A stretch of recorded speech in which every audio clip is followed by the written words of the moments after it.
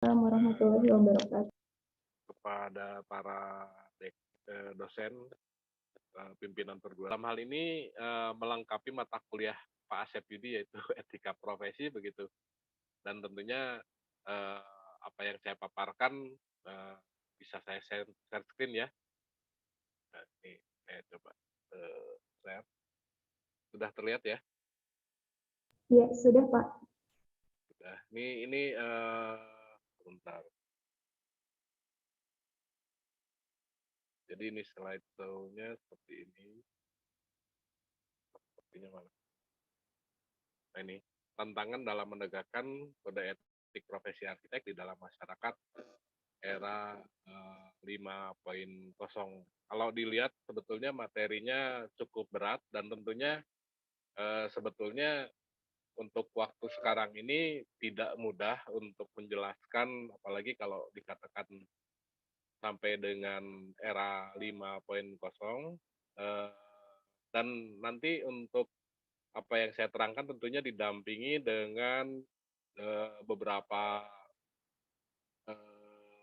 e-book terkait dengan apa yang saya terangkan. Bentar saya coba apa namanya? Saya coba kembalikan dulu sebentar. Ini untuk mengembalikan supaya tidak full, bagaimana caranya ya? Bentar, saya stop share dulu, saya share ulang. Ini supaya tidak full screen. Coba di escape bisa nggak Pak? Ditekan escape. Di escape ya bisa. Jadi saya perlu jelaskan bahwa dalam handout yang saya sampaikan ini ada beberapa pendampingan atau katakanlah beberapa dokumen yang juga menjadi pelengkap. Di antaranya adanya hmm, ini agak terhambat. Nah ini nanti dibantu oleh admin. Ada undang-undang ini terlihat ya. Ada Undang-Undang Nomor 6 2017 tentang arsitek, kemudian ada naskah akademis. Di sini juga bahan yang saya sampaikan nanti, ini judulnya adalah Kuliah Umum PPT, kemudian ada Kode Etik Tata Laku Profesi Arsitek tahun 2007, kemudian Jurnal Naskah Akademis, Flyer Kuliah Umum, kemudian ini ada dari Fauzan tentang Kode Etik. Fauzan itu salah satu anggota Ikatan Arsitek, dan kemudian Endi ini sebagai pelengkap. Saya kembali lagi kepada kuliah saya, yaitu atau yang saya ampu adalah kembali tentangan dalam menegakkan kode etik di era 5.0. Ini judulnya yang diberikan, kembali lagi di dalam rangka kelengkapan. Jadi kalau diterangkan kode etik profesi, pengertian, tujuan, dan fungsinya, etika profesi atau kode etik profesi merupakan acuan perilaku individu atau perusahaan. Jadi kode etik ini tidak hanya berlaku untuk individu, tapi juga ada perusahaan. Itu hal yang lain, tapi dalam hal ini dianggap sebagai perilaku yang diikuti oleh peserta dalam kegiatan profesional. Tenaga profesional memiliki pengetahuan dan keahlian khusus, dan secara khusus telah merumuskan kode etik untuk mengelola cara menggunakan pengetahuan dan keterampilan tersebut, terutama ada masalah etika. Biasanya hal ini terkait dengan kemampuan para profesional untuk membuat penilaian keputusan. Penilaian keputusan ini tidak dapat dilakukan oleh orang biasa tanpa pengetahuan dan keahlian khusus tersebut. Salah satu yang contoh paling awal etika profesional adalah Sumpah Hipokrates. Ini sumpah para dokter, bunyinya begini. Saya akan menggunakan pengobatan untuk menolong orang sakit sesuai kemampuan dan penilaian saya. Tetapi tidak akan pernah untuk mencelakai atau berbuat salah dengan sengaja. Tidak akan saya memberikan racun kepada siapapun bila diminta. Dan juga tak akan saya sarankan hal seperti itu. Ini hal-hal salah satu di antara munculnya etik yang kemudian kita ikuti dan kita anut di waktu-waktu sekarang. Nah, definisi kode etik profesi. Kata etika berasal dari etos, ini pengetahuan umum yang berarti cara berpikir, kebiasaan, adat istiadat, perasaan, sikap, budi pekerti, moralitas, dan sifat kebiasaan yang berarti watak kesusilaan atau adat kebiasaan.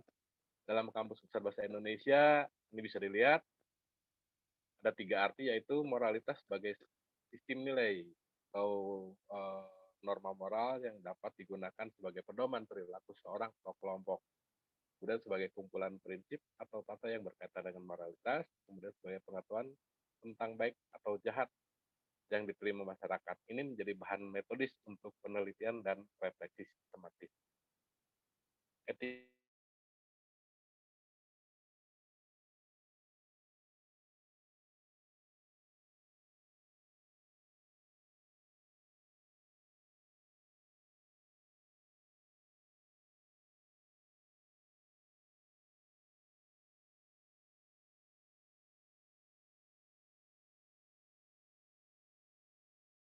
berintegritas. Kode etik profesi muncul dalam bentuk norma, dan setiap anggota profesi harus berpegang pada norma,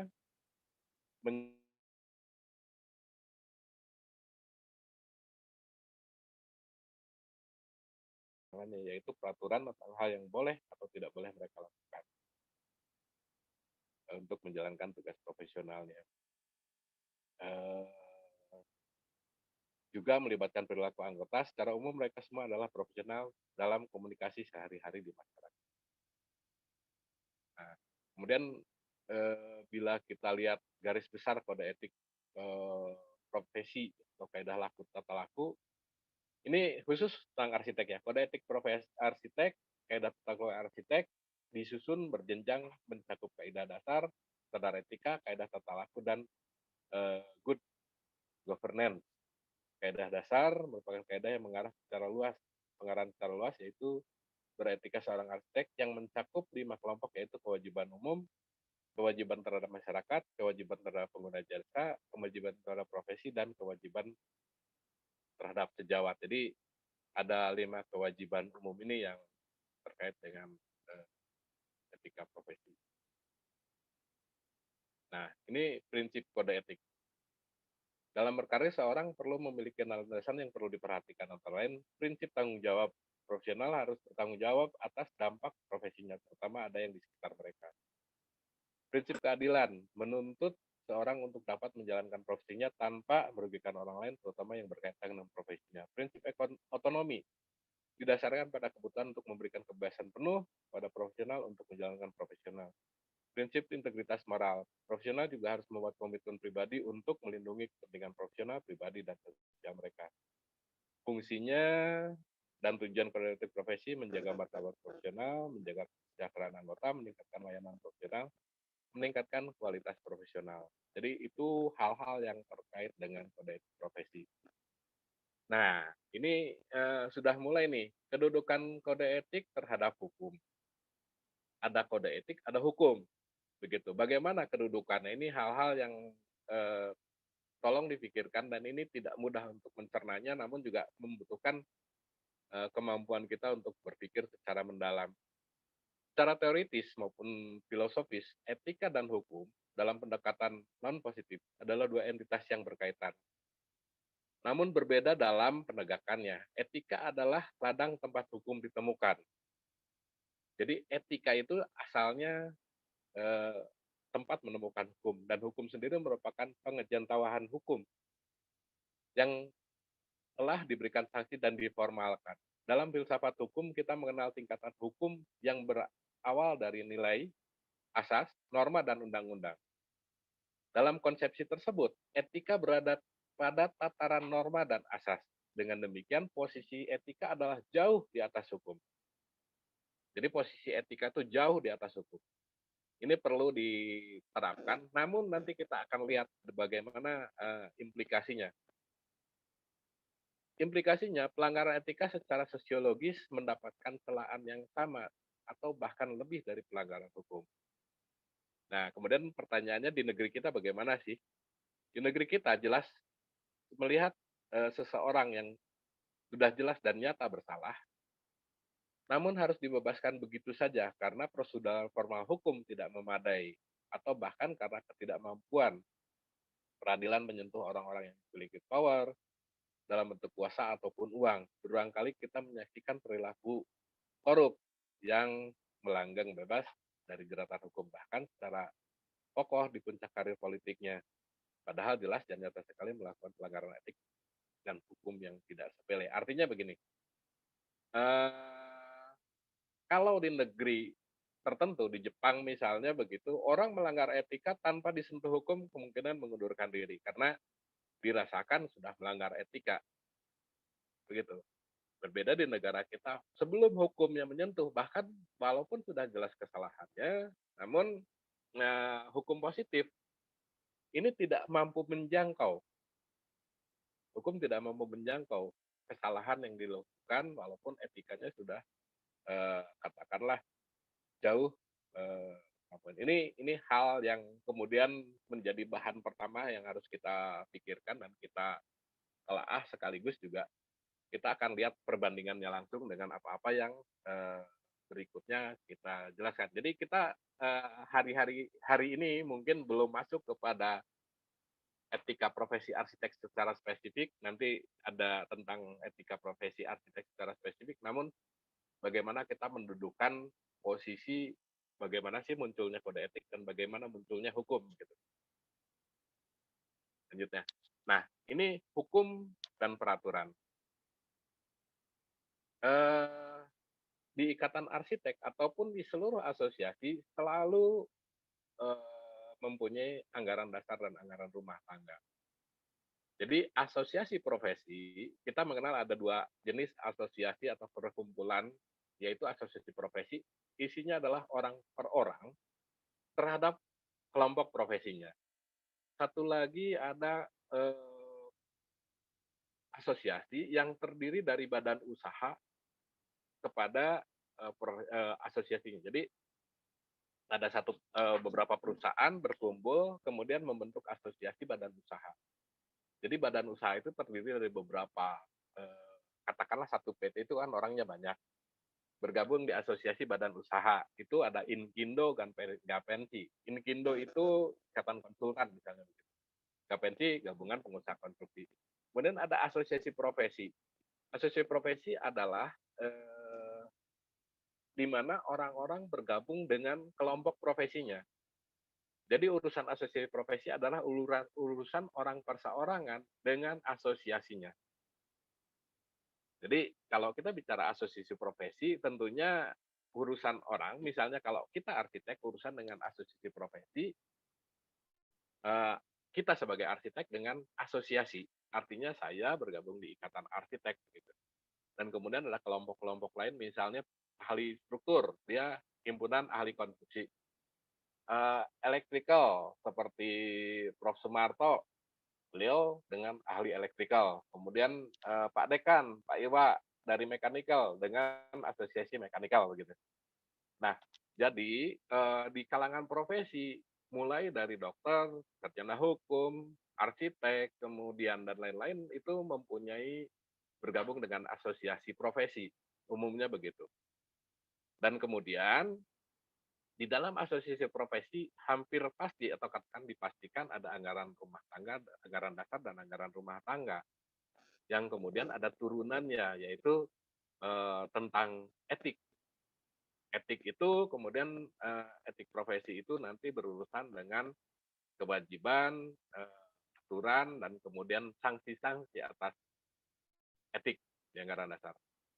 Kemudian ada lagi undang-undang. Nah, dalam hal ini kalau arsitek itu ada Undang-Undang 6 2017 tentang arsitek. Nah, kemudian bagaimana anggaran dasar dan anggaran rumah tangga dan Undang-Undang Nomor 6 2017. Nah, tadi kita sudah membahas tentang etik. Nah, sekarang kita membahas undang-undang. Bagaimana sih lahirnya undang-undang?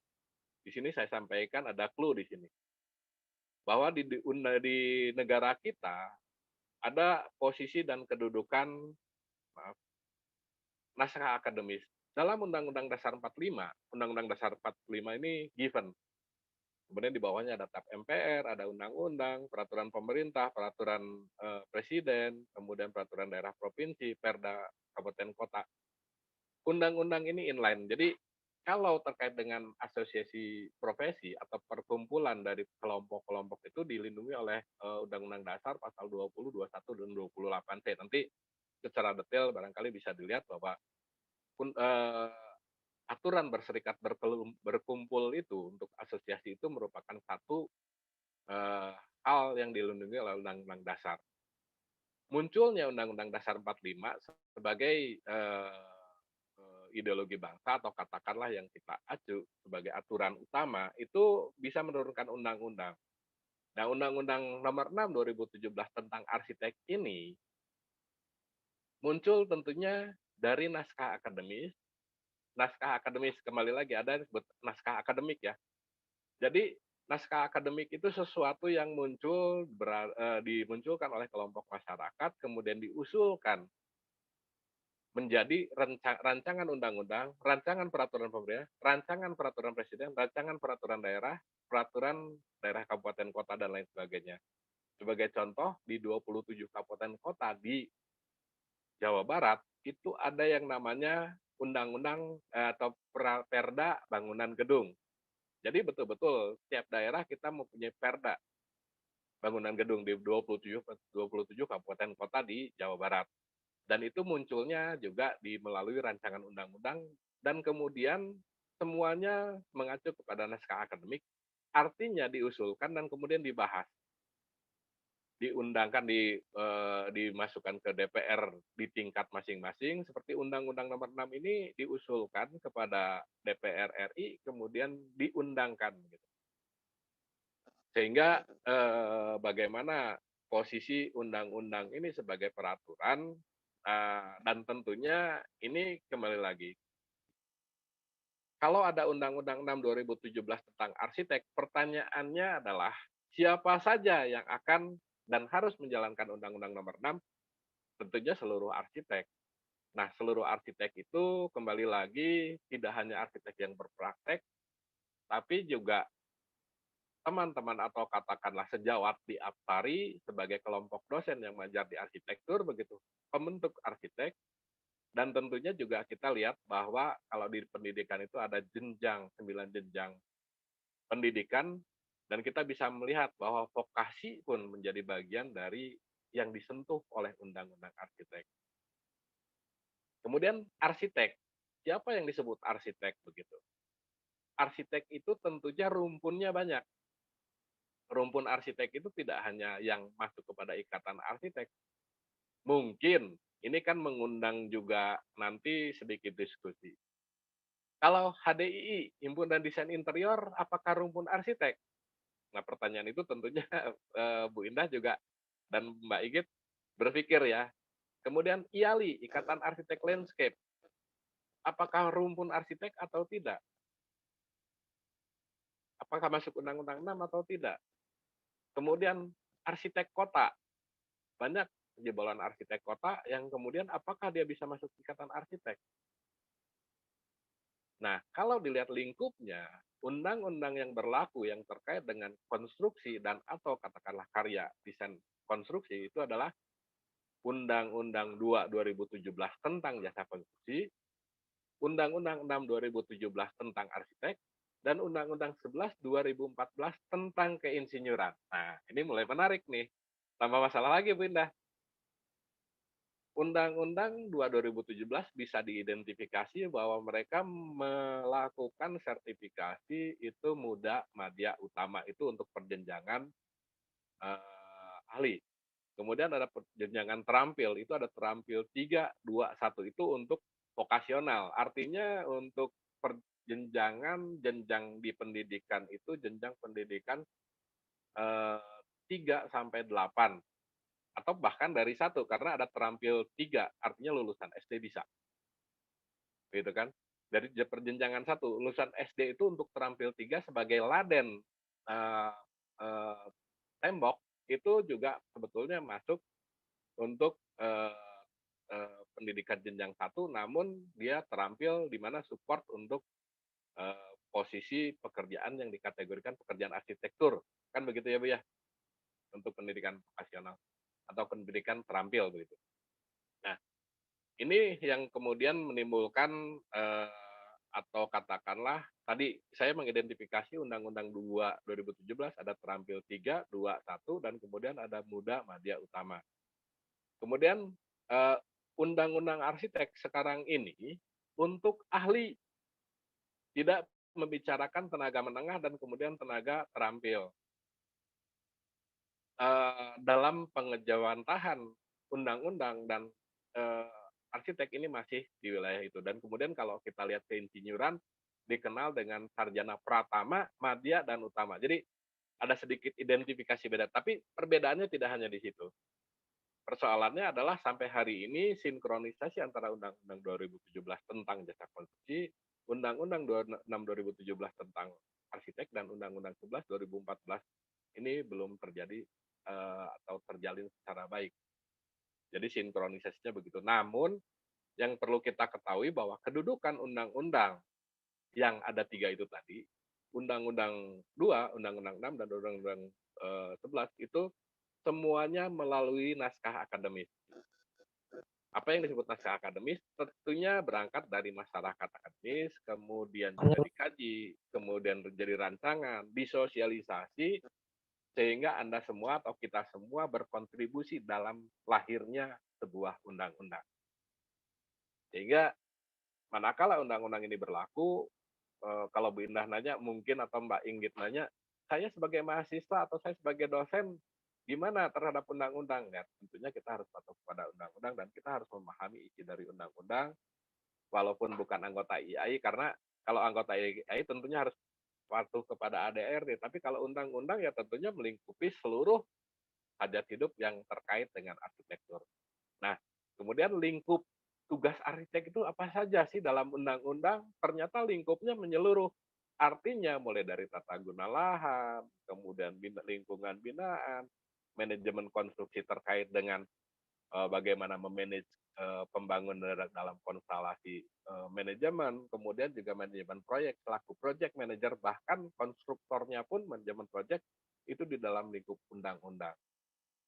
Artinya seluruh stakeholder yang terkait, mulai dari yang terkecil, bahasa yang sederhananya adalah dari tukang aduknya atau ladennya, yang terampil 3 itu, laden dari tukang aduk, sampai dengan pemegang kebijakan dan tentunya juga pemegang regulasi itu terkait dengan Undang-Undang 6 2017 dan tentunya perlu warna juga dari para dosen dan pembentuk dan tentu perlu banyak masukan atau katakanlah dalam implementasinya saya katakan tidak fix final berdasarkan persepsi atau apa yang disampaikan oleh teman-teman IAI terhadap persepsi posisi atau profesi arsitek gitu.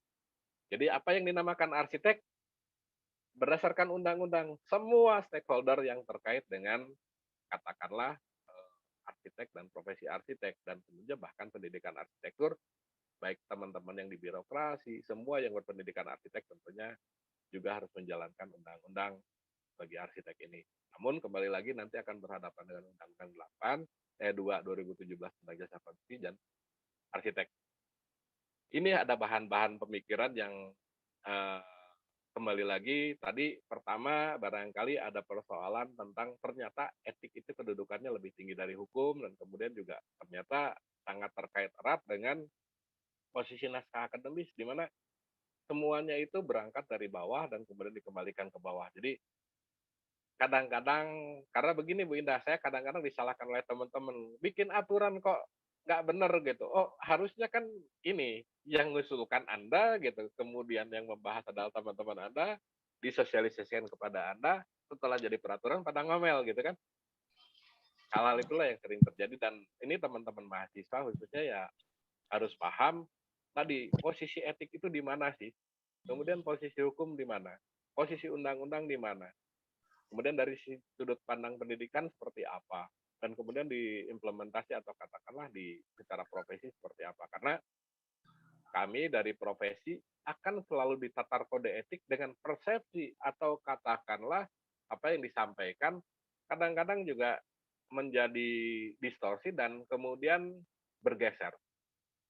Karena terjadi pergeseran barangkali juga rezim petinggi IAI ini juga rada aneh, tapi kembali lagi karena mereka menerjemahkan profesi arsitek itu agak berbeda dan semua sebetulnya membutuhkan informasi atau katakanlah, eee, apa namanya, ulasan dari teman-teman di perguruan tinggi untuk tadi, bahwa kalau terkait dengan profesi arsitek tentunya tidak lepas dari pendidikan.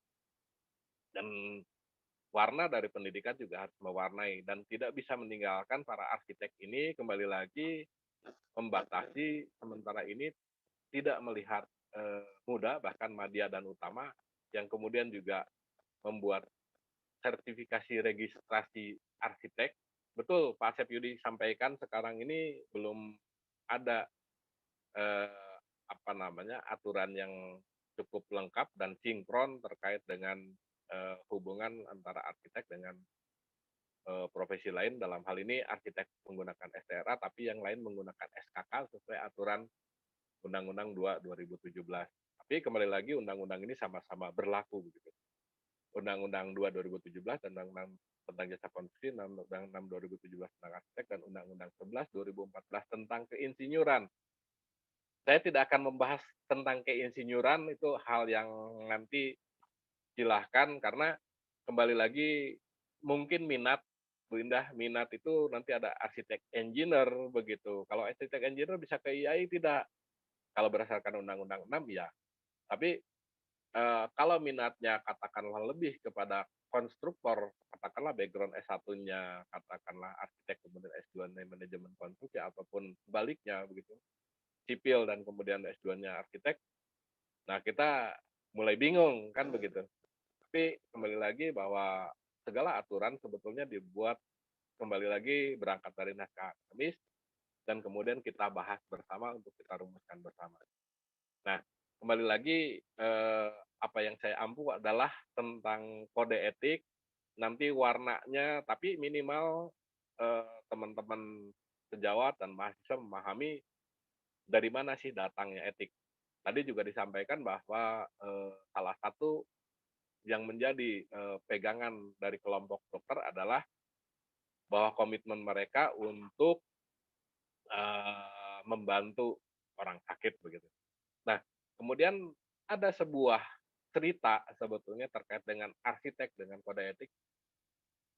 Kalau kita anggap arsitek seperti dokter, artinya arsitek boleh didatangi, Mbak Inggit didatangi tetangga, "Mbak Inggit, ini rumah saya bocor gimana gimana." Nah, Mbak Inggit harus melayani gitu kan. Bu Indah didatangi tetangganya, Bu Indah ini pagar saya begini." Bu Indah ngedesain dan itu merupakan pengabdian. Dan harapannya pada waktu itu juga semacam mimpi begitu seperti dokter, arsitek juga artinya dibayar oleh negara dari profesinya dan membantu kapanpun pada saat diminta oleh siapapun yang mempunyai masalah terkait dengan bangunan.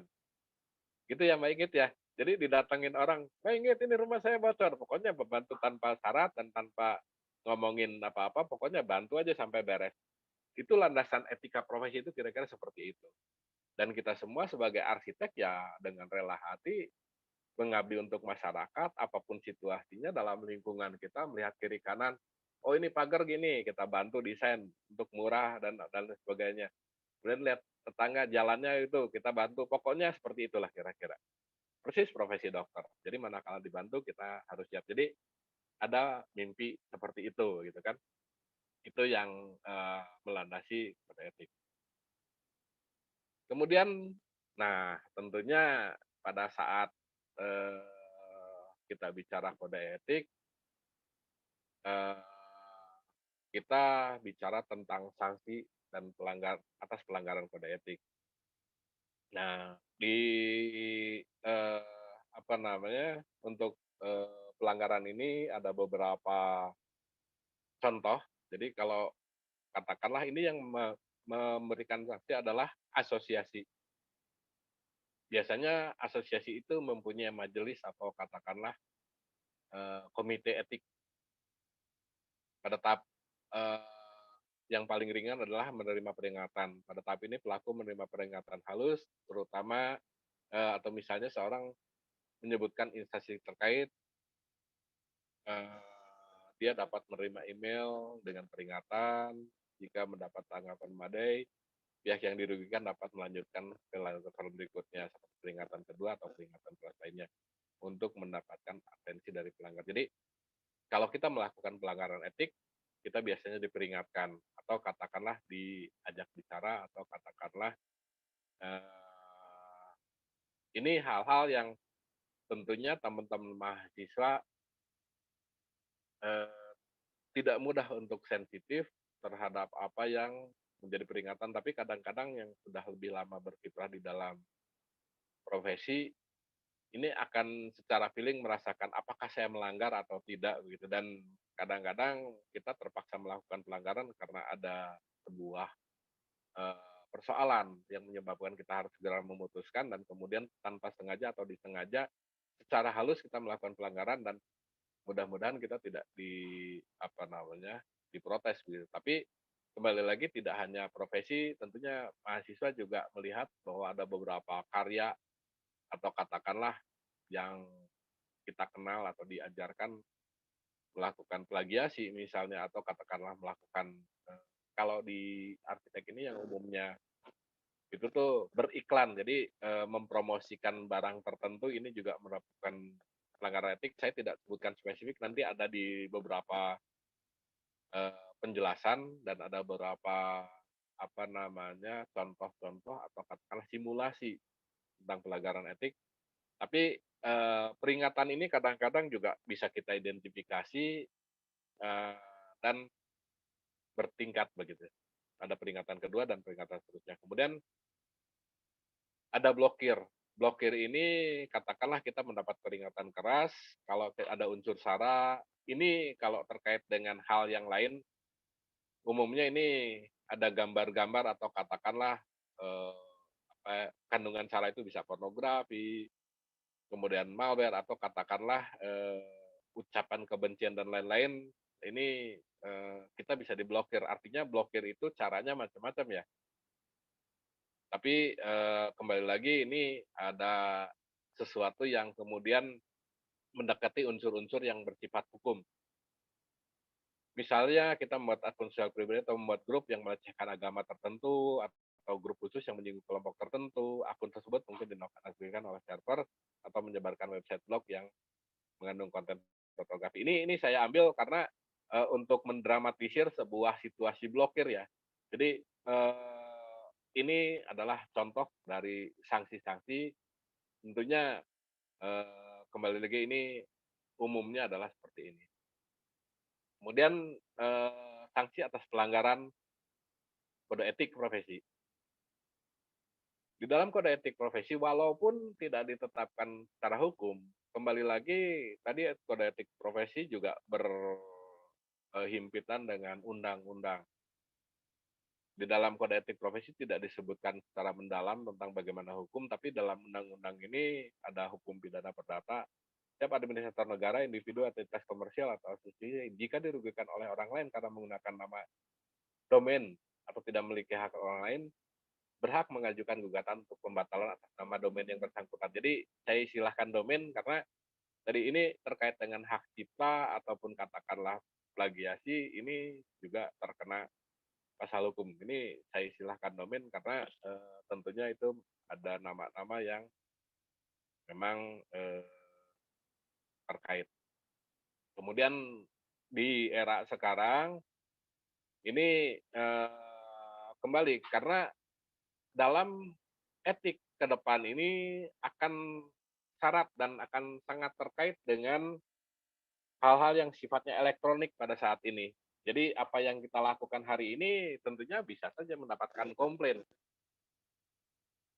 gitu. Karena ada unsur-unsur yang kemudian dianggap merugikan orang lain atau katakanlah tidak sesuai dengan apa yang harusnya disampaikan. Jadi kita sekarang direkam dan kemudian melihat dan kemudian syarat dengan masalah. Jadi pelanggaran kode etik itu bisa terjadi di mana-mana, namun sekarang yang menjadi sangat kritis adalah ini di dalam pasal 39 dari undang-undang, setiap orang melakukan tindakan apapun secara tidak sengaja tanpa hak atau melawan hukum menyebabkan sistem elektronik terputus dan atau sistem elektronik tidak dapat bekerja secara normal pasal 33 memulai gugatan perdata sesuai dengan hukum. Ini bisa terjadi. Undang-Undang ITE nomor 11 2008 tentang informasi dan transaksi elektronik yang membuat 54 pasal, tentunya ada undang-undang yang mengatur informasi dan transaksi terjadi di dunia maya. Seperti halnya kejahatan bila kita mengendarai sepeda motor dan menyinggung orang lain dan tidak mengenai SIM, jelas kita akan mendapatkan sanksi dan pelanggaran sesuai dengan ketentuan hukum. Ketentuan umum, maaf.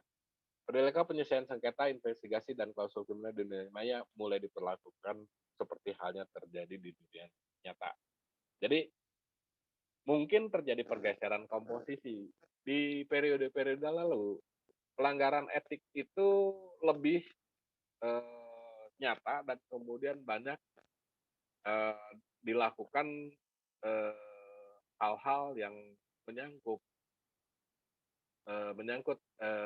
hukum etik itu dilakukan secara offline. Tapi sekarang ini lebih rawan karena tadi secara elektronik dunia maya sekarang posisinya sudah mungkin di atas yang real, sehingga kerentanan pelanggaran etik ini semakin mungkin terjadi. Namun kembali lagi, tadi posisi etik dan hukum itu seperti apa? Dan tentunya teman-teman mahasiswa dan sejawat ini akan bertanya-tanya. Kalau zaman dulu kita yang namanya beriklan, katakanlah mempromosikan produk sabun begitu, seorang arsitek memproduk apa namanya, secara nyata mempromosikan produk tertentu, itu mungkin tidak akan seramai sekarang.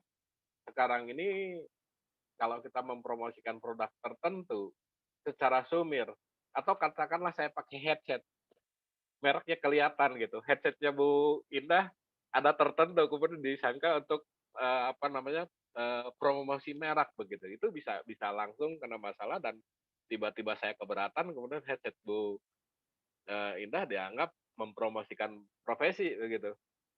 Nah, hal demikian inilah yang kemudian, menjadi hal-hal yang, menjadi sangat rentan begitu.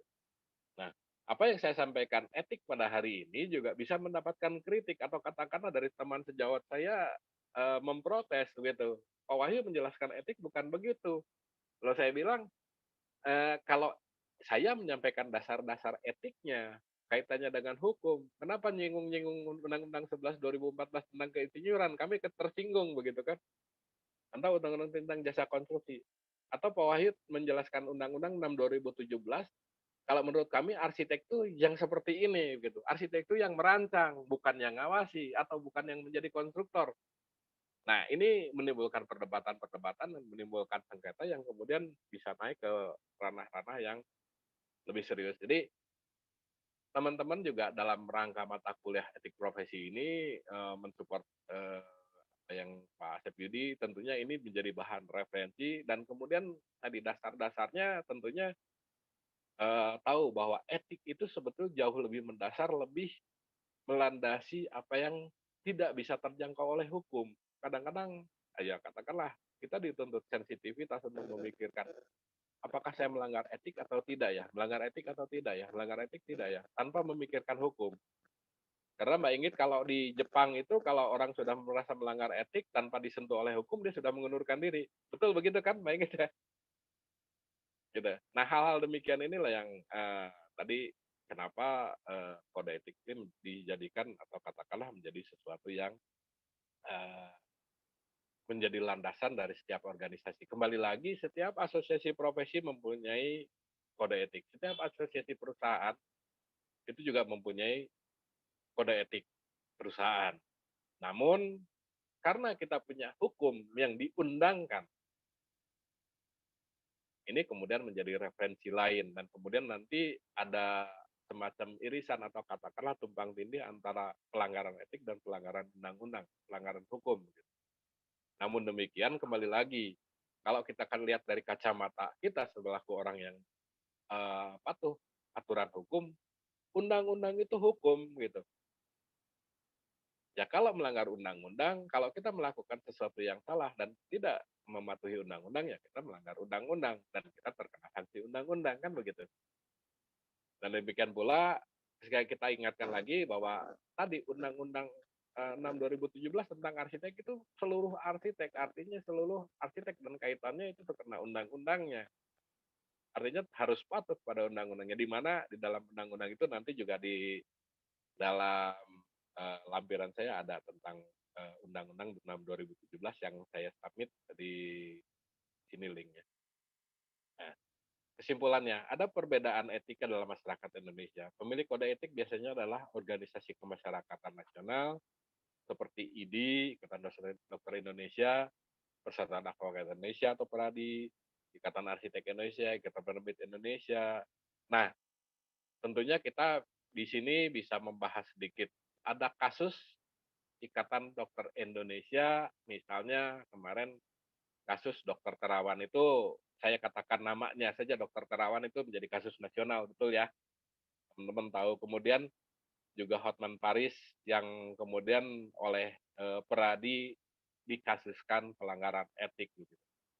Jadi betapa rawannya hari-hari ini kita berhadapan dengan pelanggaran etik yang bisa terjadi, di mana kode etik ini lebih dari 100 organisasi masyarakat dengan standar etika yang berdiri atas Undang-Undang Dasar 45, Pasal 20, 21, dan 28T. Jadi membentuk organisasi itu pas 3 pasal ini, Pasal 20, 21, dan 28T dari Undang-Undang Dasar 45. Dan kemudian semuanya membuat etik, dan namun tidak semuanya mempunyai undang-undang. Demikian ini sepertinya apa yang saya sampaikan sudah cukup, namun ini sebagai e-book, mudah-mudahan tadi ada Undang-Undang 6 2017 tentang arsitek, Ikatan Arsitektur Indonesia ada, dan Arsitek Indonesia ada kode etik pelaku profesi ini 2007 ya. Ini kode etik ini ada linknya, kemudian ada Pak Endi, ini adalah salah satu arsitek yang juga mengawal lahirnya Undang-Undang Arsitek. Ini pasca Undang-Undang 6 2017, dan kemudian ada Fauzan Numan. Fauzan Numan ini arsitek praktek juga, putranya Pak Ahmad Numan, arsitek masjid, dan kemudian tantangan kode etik profesi ini apa namanya, tantangan. Dan saya tidak secara lugas menjelaskan seperti kepala judul saya, tapi setidaknya di masyarakat era 5.0 ini, dengan berbagai aturan dan kemudian adanya undang-undang, hari-hari ini eh, profesi arsitek juga menghadapi tantangan seperti yang dikatakan Pak Asep Yudi kemarin tadi ya di awal, bahwa di jasa konstruksi hari-hari ini eh, sedang tak agak sulit karena begini. Nggak apa-apa ya Bu Wina, saya menjelaskan sedikit tentang apa yang terjadi hari ini, Ya di Pak, mana monggo Pak. LPJK di seluruh Indonesia itu dibubarkan dengan asumsi bahwa LPJK nasional cukup satu saja, LPJKN. Jadi ibaratnya begini, bahwa sekarang penjaga jalan tol itu tidak perlu orang, tapi menggunakan e-money begitu. Jadi sistemnya satu aja ya, kira-kira begitu. Nah, kemarin itu sampai 2020, seluruh sertifikasi itu dilokalisir di provinsi masing-masing. Jadi misalnya untuk tukang, katakanlah di Pangandaran, atau katakanlah itu terampil 3 itu memang ditangani oleh provinsi untuk sertifikasi terampilnya. Artinya ada diuji terampil untuk katakanlah ngaduk dan lain sebagainya. Dan kemudian portofolio untuk ahli muda media utama itu dilakukan oleh LPJK begitu. Tapi untuk keterampilan itu dilakukan oleh BLK atau Badan Latihan Kerja, dan kemudian disertifikasi oleh LPJK provinsi masing-masing. Nah, kemudian dengan dilikuidasinya LPJK, sekarang ini bahasa mudahnya atau katakanlah simulasinya begini. Orang dari Cilacap Selatan terampil 3 harus sertifikasi ke Jakarta. Kapan jadinya gitu? Berbarengan dengan katakanlah di Wamena di Papua, kan begitu. Nah, ini yang terjadi. Kemudian kalau berdasarkan kesepakatan atas sertifikasi, itu kan sebetulnya dimulai dari persetujuan di Marrakesh tahun 94 bahwa dalam World Trade Organization baik konstruksi, kesehatan maupun pelayanan jasa, perbankan dan lain-lain sebetulnya posisinya kira-kira begini. Sejumlah terampil yang dipimpin oleh ahli mengakreditasi badan usahanya. Bisa dipahami Mbak Inggit? Jadi kira-kira gini, terampil di bank, misalnya ada account officer, kemudian ada teller, dipimpin oleh ahli. Kemudian mengakreditasi divisinya. Divisinya misalnya divisi kredit, itu ada berapa ahli, berapa terampil. Jadi akreditasinya itu muncul adalah perusahaan kecil, menengah, atau besar. Dan itu di perbankan juga sama, artinya terampil di perbankan mulai dari teller, kemudian ada pimpinannya, kemudian itu mengakreditasi banknya kelas kecil, menengah, atau besar. Sehingga kita bisa mengidentifikasi ini Bank Mandiri itu perusahaan besar atau bank kecil. Bank bisnis itu perusahaan kecil, menengah, atau apa gitu kan. Jadi di kesehatan pun begitu. Jadi kalau ada beberapa perawat dipimpin oleh satu dokter, itu kelasnya puskesmas, berarti adalah eh, apa namanya tempat kesehatan kecil. Yang menengah seperti apa dan besar seperti apa. Boromius dan RHS tentunya besar. Atau katakanlah Boromius karena merupakan rangkaian rumah sakit negara itu adalah besar. Demikian pula jasa konstruksi. Jadi badan usaha di jasa konstruksi kategori kecil, menengah, besar itu tergantung dari tenaga terampil dan tenaga ahlinya. Ya bisa terbayang ya Mbak Inggit ya. Ini untuk teman-teman mahasiswa tolong dibayangkan juga bahwa kalau ada beberapa drafter dipimpin oleh arsitek, katakanlah oleh civil engineer atau mechanical engineer, itu mengakreditasi perusahaannya, kategori perusahaannya kecil, menengah, besar, begitu kan ya? Nah, hari ini sertifikasi terampil macet, sehingga sertifikasi ahli juga macet, sertifikasi badan usaha juga macet. Karena semuanya ditangani nasional. Nah, ini yang terjadi. Jadi, entah ini fenomena tahun politik, nanti saya kena undang-undang ITE, Bu. Tapi inilah yang terjadi. Namun kembali lagi mudah-mudahan masalah kelompok akademis atau profesi tidak terhambat gara-gara situasi yang terjadi hari ini, di mana kita tetap harus berkarya dan kemudian juga melakukan kegiatan dan mudah-mudahan tidak melanggar etik profesi begitu kan, dan tidak melanggar undang-undang. Nah mudah-mudahan para mahasiswa, rekan sejawat, Bapak Ibu semua tidak tidak terlalu salah lagi menerjemahkan. Kembali lagi saya tidak menjelaskan kode etik profesi arsiteknya, tapi lebih kepada kode etiknya dan bagaimana kaitannya dengan hukum, dan lalu bagaimana menerapkan kode etik ini sama dalam masyarakat era 5.0 yang semakin diwarnai oleh pergeseran kepada undang-undang ITE atau katakanlah era cyber. Rasanya begitu Bu Indah. Terima kasih. Mudah-mudahan berkenan teman-teman. Mohon maaf bila ada kesalahan waktu dan tempatnya. Terima kasih. Assalamualaikum warahmatullahi wabarakatuh. Ya, Waalaikumsalam warahmatullahi wabarakatuh.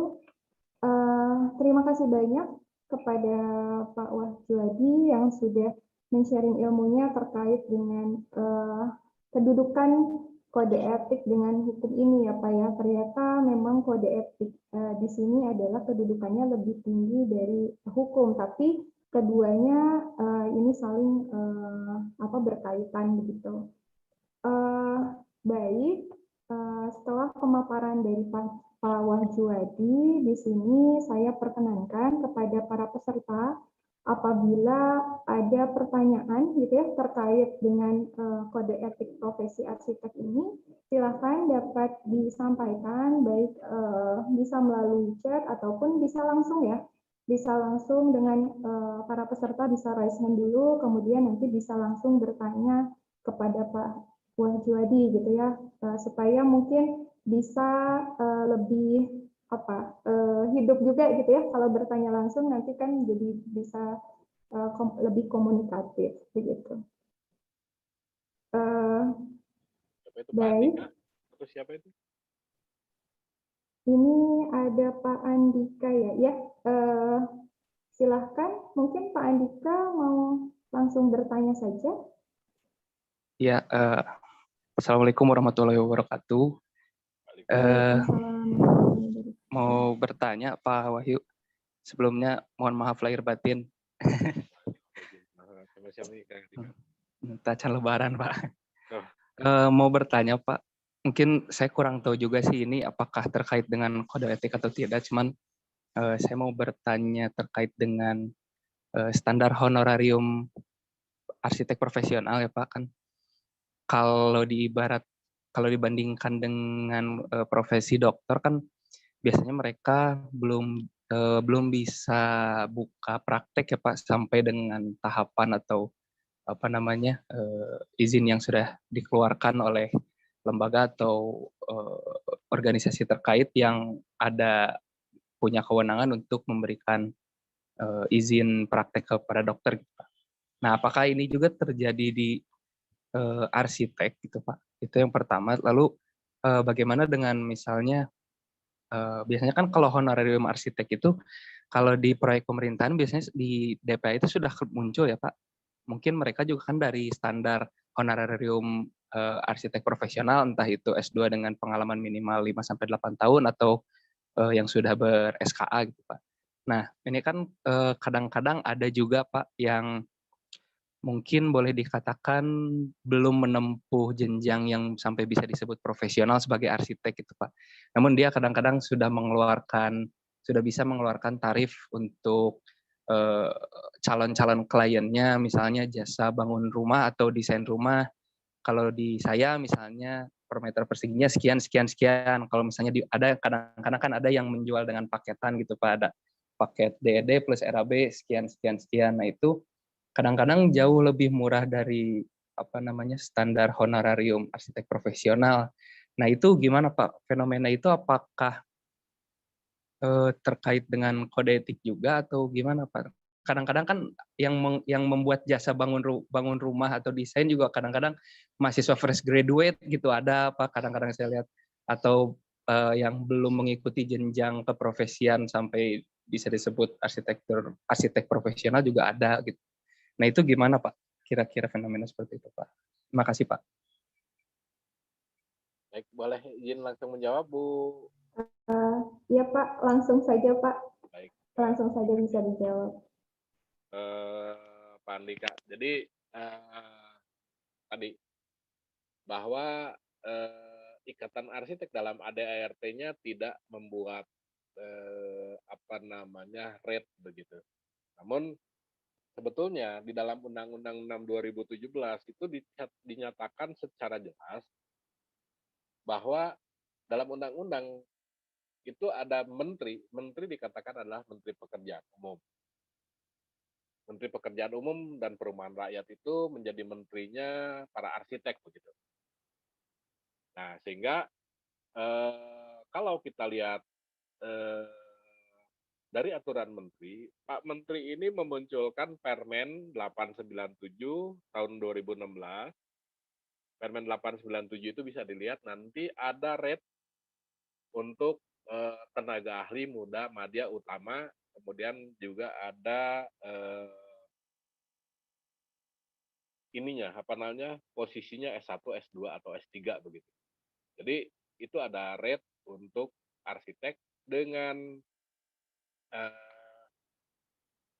posisi salary perorangan.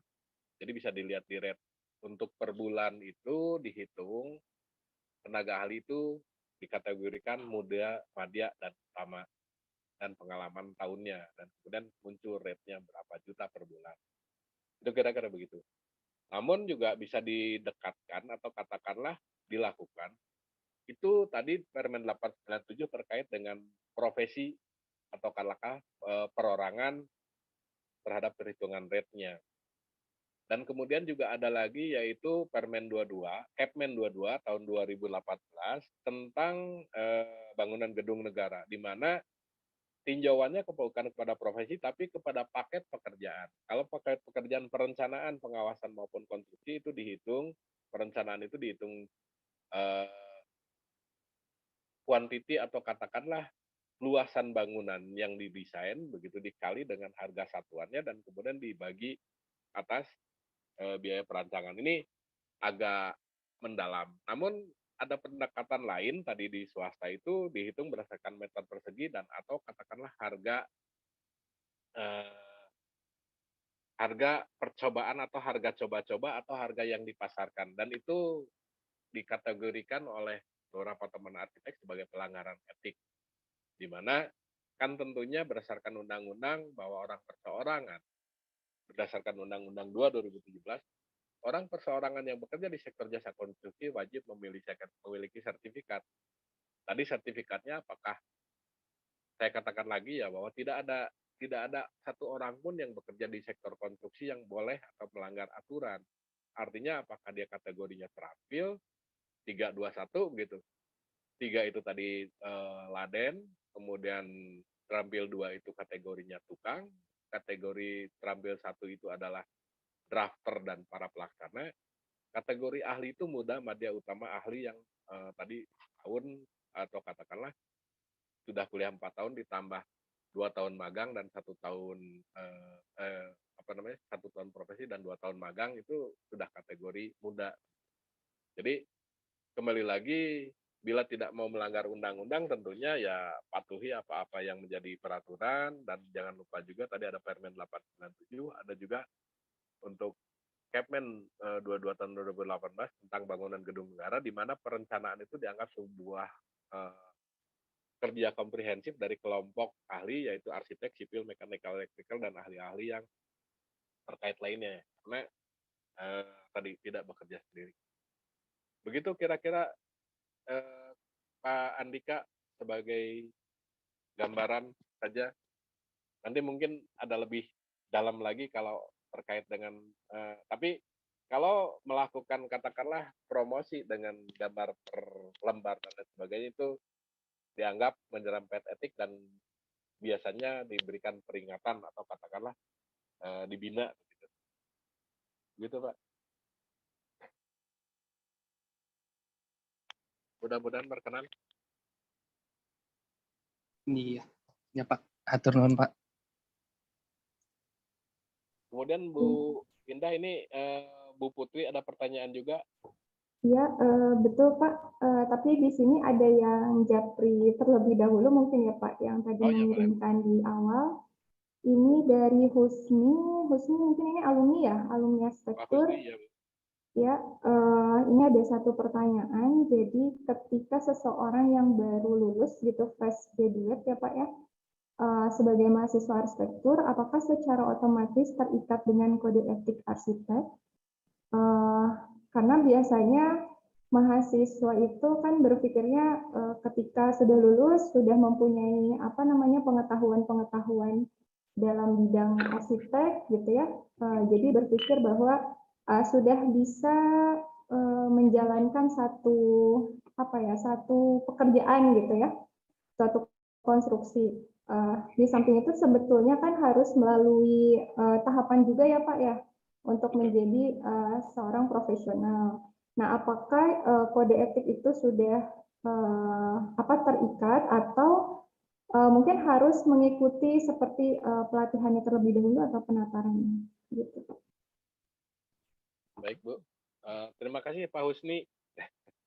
Pak Husni dengan Pak Andika tuh orang Subang Bu. Besok berangkat Pak Andika yang ngetir, Pak Husni yang nebeng. Betul Pak. Jadi Mohon laras gini, Pak. jadi sebetulnya di Ikatan Arsitek sendiri sebetulnya dulu ada anggota mahasiswa, Bu Indah, teman-teman semua, rekan sejawat dan mahasiswa. Sebetulnya dulu sudah digagas dan kemudian sejak mahasiswa diusulkan atau katakanlah diundang juga untuk melakukan katakanlah sayembara, bahkan beberapa tahun terakhir ini di beberapa perguruan tinggi, salah satunya di Polban itu untuk yang D3 dan D4 itu juga diminta untuk mengisi arsitek atau katakanlah ahli muda. Ahli muda itu di mana tidak hanya fresh graduate dan justru diundang untuk beratensi dalam beberapa kegiatan, terutama sayembara, dan kemudian dengan pendampingan, Pak Husni. Pendampingan dimaksud itu tadi adanya panitia sebagai apa katakanlah juri dan lain sebagainya, atau katakanlah pelengkap sayembara itu juga melakukan pendampingan sekaligus juga menjadi pendorong. Nah, kemudian juga tentunya begini, ini ada juga dari katakanlah perguruan tinggi, Aptari, tentunya juga berharap bahwa mahasiswanya juga ingin atau katakanlah mengatensi begitu. Namun kembali lagi kadang-kadang batasan-batasan dari tadi saya katakan bahwa hari-hari ini juga Ikatan Arsitek hanya membatasi sertifikasinya untuk madya dan utama. Kemudian muda dan kemudian peralihan. Kadang-kadang yang sekolah di arsitek itu juga mulai dari D1, D3, bahkan SMK begitu. Itu sudah punya pengetahuan begitu. Jadi kembali lagi Pak Husni, manakala kita masuk kepada asosiasi profesi, arsitek dinyatakan bahwa itu harus S1.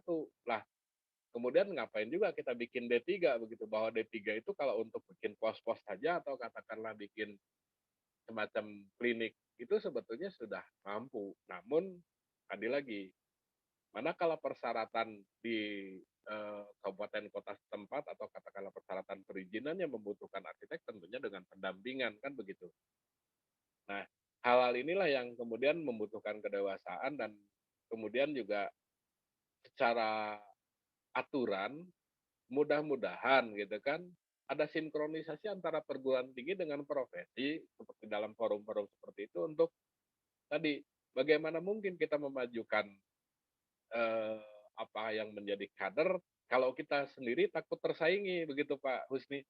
Rasanya ini kan perlu kedewasaan. Kita dilihat juga berapa jauh dan berapa kompleks yang dikerjakan begitu. Masa katakanlah bikin pos satpam harus arsitek profesional dan lain sebagainya begitu. Ini kan hal-hal yang juga menjadi pemikiran.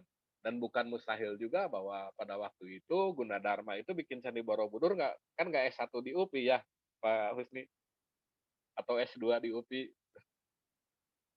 Nah ini hal-hal yang tolong dipikirkan karena tadi kadang-kadang ada beberapa juga mempunyai talenta yang sangat signifikan sehingga diperlukan sinkronisasi. Itu juga tidak semuanya begitu, namun hal-hal seperti itu bisa dicari atau katakanlah karena hal atau katakanlah situasi seperti itu sebetulnya tidak terlalu banyak, namun juga harus diantisipasi. Rasanya mudah-mudahan Pak Husni bisa ini Pak Husni.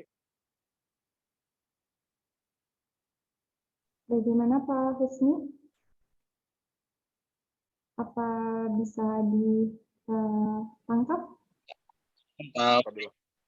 Itu sebetulnya saya mewakili dari teman-teman dari yang baru lulus barangkali itu pertanyaan yang memang sepertinya pertanyaan yang biasa terlontar begitu. Makanya ini saya sampaikan ke Pak Wahyu sebagai penguat saja barangkali. Terima kasih Pak Wahyu. Iya. Mudah-mudahan tadi Pak PA itu nggak sembarangan Pak. Kalau PA 1 sampai PA 7 katakanlah PA 8 itu bisa implementatif kan luar biasa Pak.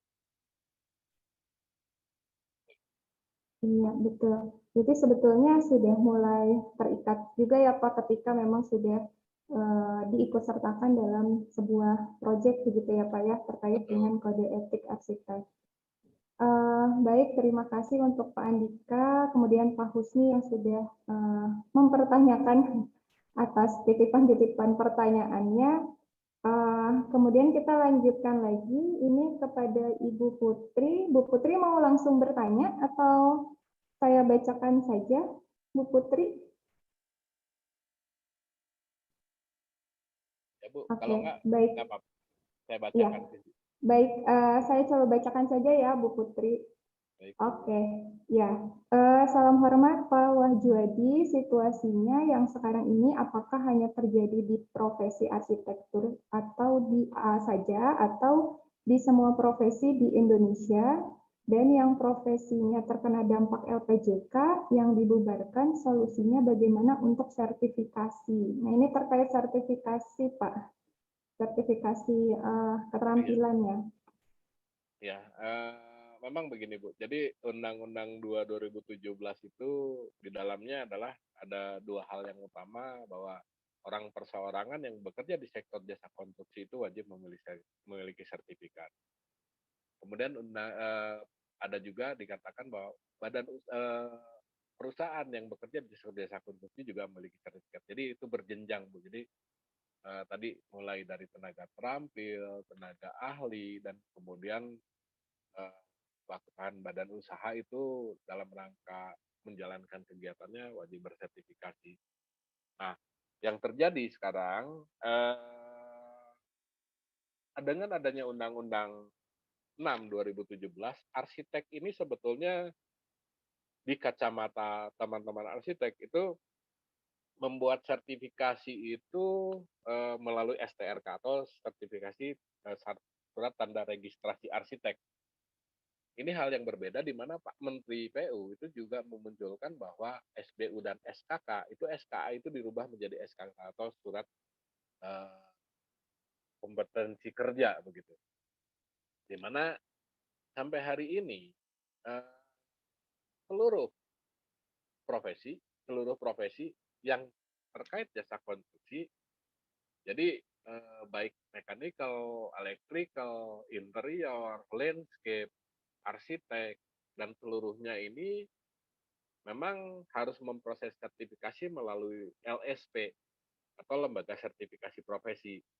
Yang saya tahu sampai hari ini lembaga sertifikasi badan usaha atau katakan LSBU itu di seluruh Indonesia itu ada 10. Dan 10 asosiasi badan usaha itu LSBU atau lembaga sertifikasi badan usaha itu disupport oleh baru 2 asosiasi profesi yang mempunyai LSP atau katakanlah lembaga sertifikasi profesi. Nah, ini terus dipacu oleh pemerintah untuk percepatannya, namun keberhasilannya agak sulit